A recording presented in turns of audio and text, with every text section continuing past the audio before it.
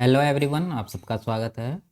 Compound interest का पहला set समाप्त हो चुका है। आज के क्लास में दूसरा सेट शुरू करते हैं।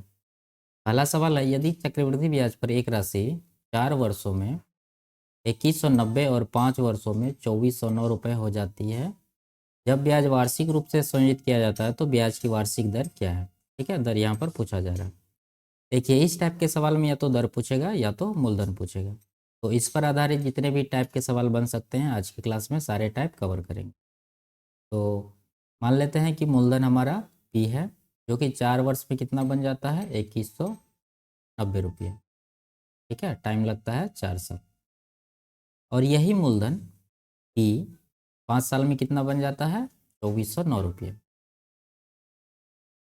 तो टाइम लगता है 5 साल। ठीक है, तो देखिए, ये जो मूलधन है पी, ये 4 साल में बन गया है 2190। तो ये हमारा पी के लिए क्या है 2190 मिश्र धन है। ठीक है, यही 2190 जो मिश्र धन है ये अगले साल के लिए मूलधन का काम करेगा। ठीक है, ये 2409 के लिए ये 2190 क्या है मूलधन है। तो यहाँ पर समय का गैप है कितना 5 साल और 4 साल, 1 साल का गैप है। और इस पर रुपया में कितना का गैप है, अगर इसको माइनस करेंगे तो ये आएगा 219 रुपये। यानी कहने का मतलब है 2190 पे 219 का ब्याज मिला है 1 साल में, तब जाके ये 5वां साल कितना बन गया 2409 रुपये। तो यहाँ पर रेट हमसे पूछा जा रहा है तो रेट निकाल देंगे। 219 बट्टा इसका मूलधन कितना है 2190। ठीक है, तो ये 2190 का 10% है 219, तो रेट हमारा हो जाएगा 10%। Option number B. अगला सवाल देखते हैं। अर्धवार्षिक रूप से संयोजित ब्याज के आधार पर एक राशि एक वर्ष में 16,800 रुपये और 1.5 साल में 17,472 रुपये हो जाती है। ब्याज प्रति वर्ष ब्याज दर क्या है। ठीक है, यहाँ भी दर पूछ रहा है। देखिए, मूलधन है हमारा पी, जो कि एक साल में बन जाता है 16,800। और यही पी 1.5 साल में कितना बन जाता है 17,472। टाइम लगता है इसको 1.5 साल का। देखिए, ये जो 1 साल में बना है मिश्रधन 16,800, ये अगले जो 1.5 वर्ष का अवधि है उसके लिए क्या है, ये मूलधन है। तो यहाँ पर कितना मूलधन पर ब्याज मिल रहा है, अगर इसको माइनस करेंगे तो ये कितना हो जाएगा 472 और 2 672। 672 का ब्याज मिला है इस पर, तब जाके 1.5 साल में इतना बन गया। लेकिन यहाँ समय भी देखना हम लोग को। समय यहाँ देखिए 1 साल में इतना बना है, 1.5 साल में इतना, समय का गैप यहाँ पर कितना है 6 महीना का। ठीक है, 6 मंथ का अवधि है। और ब्याज भी यहाँ पर अर्धवार्षिक कैलकुलेट किया जा रहा है। तो यहाँ पर रेट निकालेंगे 6 महीना का कितना आएगा 672 मिल रहा है 16,800 पर, गुना 100% करेंगे, जीरो काट देते हैं, इससे कट जाएगा ये 4 बार में। ठीक है, आर आया है 4%। ये 4% जो आया है ये 6 महीना के लिए आया। ठीक है, अर्धवार्षिक कैलकुलेट किया जा रहा है। यहाँ पर हमसे पूछ रहा है प्रति वर्ष, यानी वार्षिक रेट इसका कितना हो जाएगा 4 दूना 8%। ठीक है, ये ईयरली हो जाएगा। अगला सवाल देखते हैं।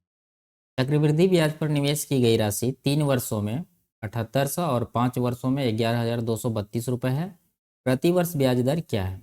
देखिए, कोई मूलधन पी है जो 3 वर्ष में कितना बन जाता है 7800, और यही पी मूलधन 5 वर्ष में कितना बन जाता है 11,232। ठीक है, तो यहाँ समय का गैप है 2 साल का। समय का गैप जब 1 साल से ज़्यादा रहे तो हम लोग को मल्टीप्लाइंग फैक्टर निकालना होगा। तो मल्टीप्लाइंग फैक्टर निकालने के लिए क्या करेंगे, सबसे पहले इसको सिंप्लीफाई करते हैं। 13 से कटाते हैं 600, 13 से कटाते हैं इसको 13 अट्ठा 104, 13 छः का 78, 13 चौके 52, फिर 6 से कटा देते हैं इसको 100, और इसको कटाते हैं 6 से, 6 चौके 24, चौके 24 यानी 144 आ रहा है। देखिए, यहाँ समय है 2 साल का, तो हम लोग को इसका स्क्वायर रूट लेना पड़ेगा, या नहीं तो देखेंगे कि ये किस संख्या का स्क्वायर है। तो 10 का स्क्वायर है ये, और ये 12 का स्क्वायर है। ठीक है, तो यहाँ पर मल्टीप्लाइंग फैक्टर 2 साल का ये, यानी 100 और 144। तो 1 साल का निकालने के लिए क्या करेंगे 10 से 12, यहाँ स्क्वायर रूट जब इसका लेंगे 100 का तो 10 आएगा, 144 का 12 आएगा, यानी तो इसका जो स्क्वायर किया हम लोग वही संख्या यहाँ पर लेंगे। तो यहाँ से 1 साल का ये मल्टीप्लाइंग फैक्टर है, यानी 1 साल में मूलधन 10 से 12 हो जाता है। तो यहाँ पर ब्याज कितना मिल रहा है, 2 का ब्याज मिल रहा है 10 पर, तो ये कितना हो जाएगा 20%। 1/10 होता है 10%, और 2/10 कितना हो जाएगा 20%। तो 20% हमारा सही आंसर होगा, ऑप्शन नंबर सी। अगला सवाल देखते हैं। प्रतिवर्ष एक निश्चित दर पर एक राशि 3 वर्षों में 8,028 रुपये और 6 वर्षों में 12,042 रुपये हो जाती है। जब ब्याज वार्षिक रूप से संयोजित होता है तो राशि क्या है। अब यहाँ पर हमसे मूलधन पूछ रहा है। देखिए, कोई मूलधन है पी, जो 3 वर्ष में कितना बन जाता है 8,028 रुपये, और यही पी मूलधन 6 वर्ष में कितना बन जाता है 12,042। ठीक है, देखिए यहाँ पर 3 साल का गैप है, यहाँ पर 6 साल का गैप है।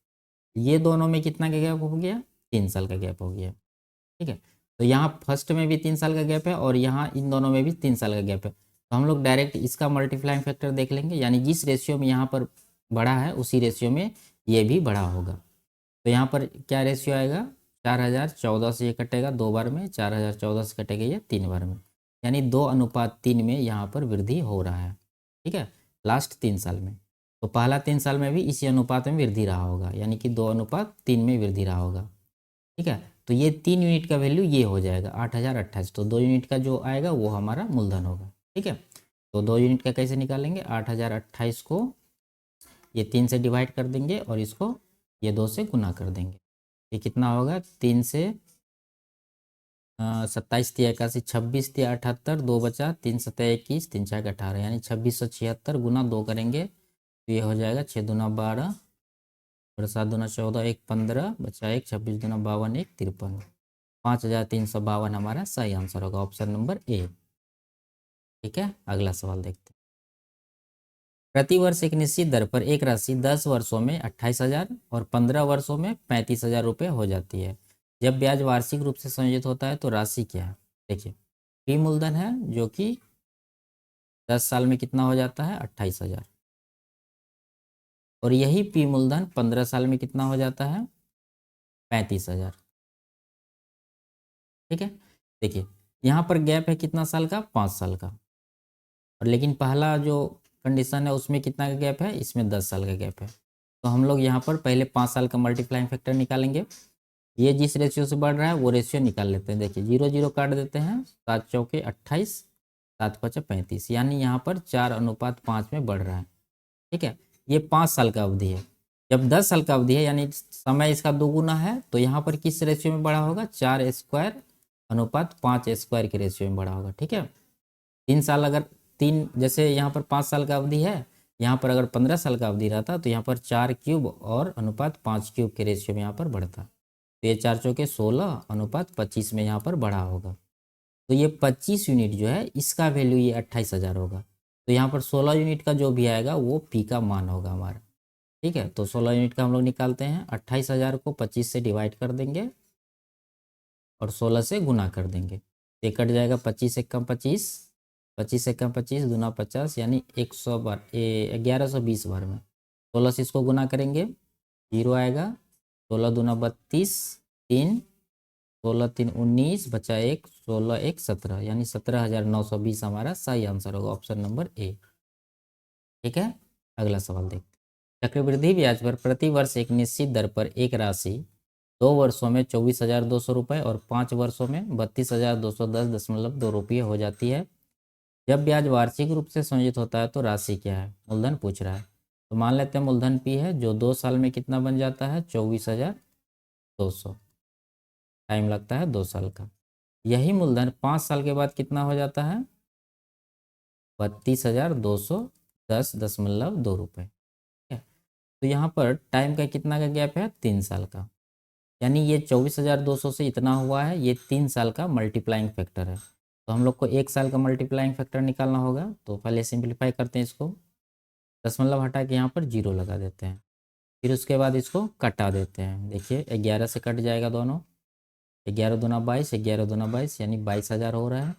यहाँ पर 11 दूना 22 99, 11 दूना 22, 11 8 88, 11 दूना 22, फिर 11 से कटेगा 2,000, 11 दूना 22, 11 छक 66, 6 बचा 66 22, 2 से कटा देंगे 1,000 आ जाएगा और यहाँ पर 1,331 आ जाएगा। ठीक है, देखिए 3 साल का मल्टीप्लाइंग फैक्टर यह है, तो 1 साल का निकालने के लिए क्या करेंगे, इसका क्यूब रूट लेंगे, या नहीं तो देखेंगे ये किस संख्या का क्यूब है। तो ये 10 का क्यूब है 1000, और यहाँ पर 1331 11 का क्यूब है। तो यहाँ 1 साल का जो आएगा क्या आएगा, 10 से 11 आएगा। ठीक है, ये 1 साल का मल्टीप्लाइंग फैक्टर है। तो यहाँ पर हमसे पूछ रहा है राशि, देखिए यहाँ टाइम है कितना, 2 साल का।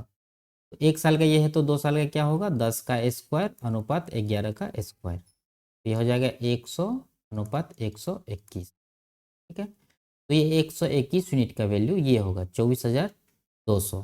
तो 100 यूनिट का निकालना है, तो 100 यूनिट का यहाँ निकाल देते हैं 24,200 को। ठीक है, ये 24,200, ये 1 जीरो ये दशमलव के लिए लगाए थे, इसको 121 से डिवाइड करेंगे, उसके बाद इसको 100 से गुना करेंगे, तो जो मान आएगा वो हमारा पी का वैल्यू होगा। ठीक है, तो 11 से 11 बार में 11 से ये कट जाएगा, तो 2200 बार में, फिर 11 से इसको कटा देते हैं 200 बार में, 200 गुना 100 करेंगे तो ये आ जाएगा कितना, 20,000। तो 20,000 हमारा सही आंसर होगा, ऑप्शन नंबर बी। ठीक है, ये लास्ट सवाल था, मिलते हैं अगले क्लास में, तब तक के लिए बाय बाय, टेक केयर।